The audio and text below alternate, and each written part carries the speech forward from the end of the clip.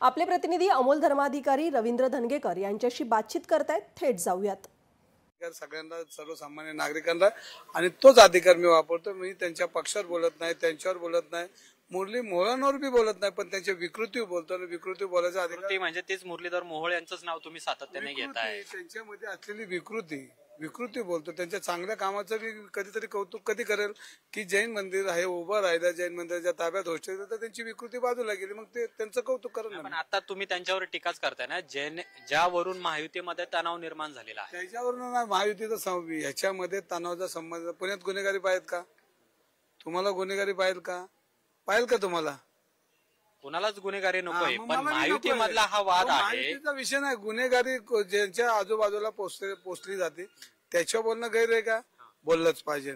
ज्यांनी महावीराचं मंदिर घाण ठेवलं त्यांच्यावर बोललंच पाहिजे। ही पक्षाची काही भूमिका नाही, ही रवींद्र धंगेकर आणि पुणेकरांची भूमिका। मी माझ्या पक्षाला कधी अडचणीत आणणार नाही।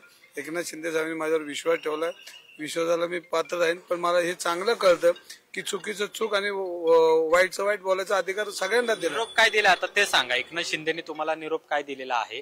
त्या निरोपानुसार म्हणजे त्यांनी जी काही सूचना तुम्हाला दिलेली असेल त्यानुसारच तुम्ही वागणार आहे यापुढे? अहो मी त्यांचाच निरोप फॉलो करतोय। मी पक्षावर बोलत काय फॉलो करताय? काय सांगितलं एकनाथ शिंदे पक्षावर कुठल्या बोलताना? मी कुठल्याही पक्षावर टीका करत नाही, पण विकृतीवर टीका करतो आणि विकृतीवर टीका करायचा हा अधिकार मी राखून ठेवलेला आहे पक्षाकडनं आणि तो माझा पिंड आहे। कारण भविष्यामध्ये पुढची पिढी त्यावेळेला विचारेल की धंगेकर बी यांच्याबरोबर होता का, तर ती मला माफ करणार नाही। कारण माझ्या सारख्या सर्वसामान्य कुटुंबाला आज ह्या जनतेने, पुणेकरांनी एका उंचीवर नेण्याचं काम केलं आणि त्यांचं काम करणं ही माझी पात्रता समजतो।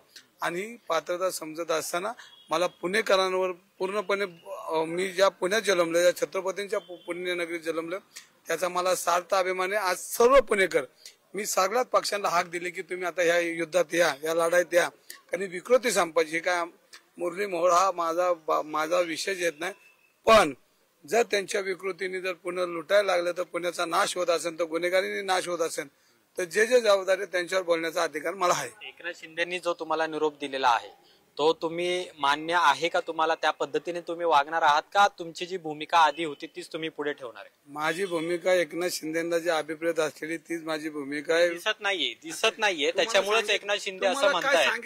एकनाथ शिंदे तुम्हाला वेगळी सांगितली का? त्यांनी हे सांगितलं की कुठल्या पक्षावर बोलू नको, मी कुठल्या पक्षावर बोलत नाही। आता तुम्हाला वेगळी भूमिका? पक्ष नाही, पण महायुती मधलेच मुरलीधर मोहोळ भाजपचे खासदार आहेत, हे तुम्हाला मान्य आहे? मी तुम्हाला सांगतो, एकदा राज्यमंत्री झाला की तो कुठल्या पक्षाचा राहत नाही, तो जनतेचा असतो आणि तो जनतेचा राजा असतो। राजाला विचारायचा अधिकार मला आहे।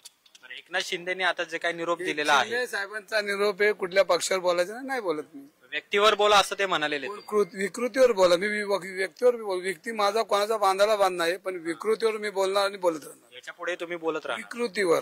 पुण्याच्या ज्या वेळेला पुण्यावर चुकीचा संदेश जात असेल, पोलीस असेल, पब संस्कृती असेल, पोषकार असेल, ससूनचा घोटाळा असेल, जलपर्णीचा घोटाळा असेल, महानगरपालिका करूच्या काळात ज्यांनी लुटली त्याच्यावर बोलायचा अधिकार हा मी माझा राखून ठेवला। म्हणजे महायुतीमध्ये तुमच्या वक्तव्याने कुठेही तणाव निर्माण होणार नाही? तो ज्याचा त्याचा ज्यांनी मी जे बोलतो हे ते व्यक्तिगत कोणी घेऊ नये, हा पुणेकरांचा प्रश्न आहे।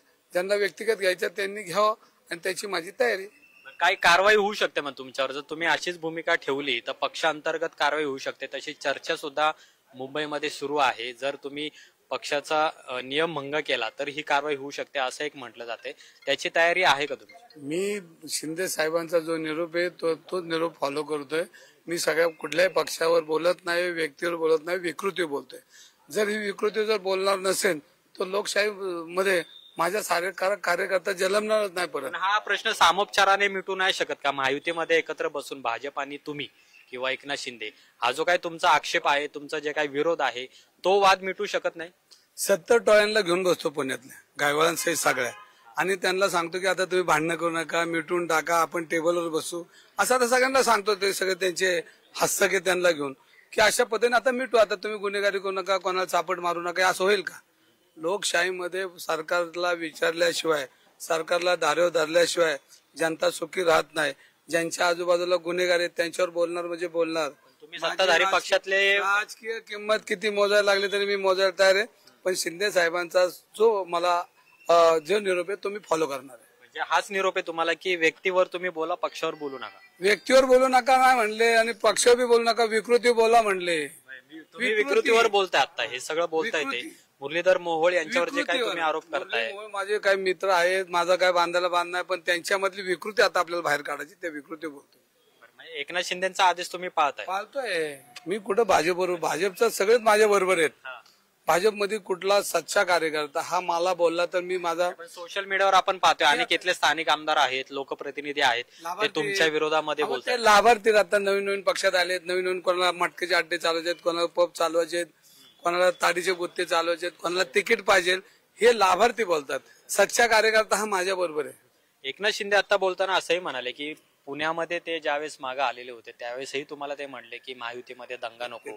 त्यानंतरही आता रवींद्र दंगेकर बोलले सांगितले की पुणे सुरक्षित राहिलं पाहिजे आणि आमच्या आया बहिणींचं कुकू पुसलं गेलं नाही पाहिजे आणि गुन्हेगारांना क्षमा करणार नाही. माझीच भाषा ते बोलत, दुसरी भाषा काय बोलत नव्हते. तुमच्या भूमिकेला 100% पाठिंबा एकनाथ शिंदेचा आहे. माझ्या भूमिकेला तुमचा पाठिंबा का नाही? पुण्यात गुन्हेगारी संपली पाहिजे का नाही?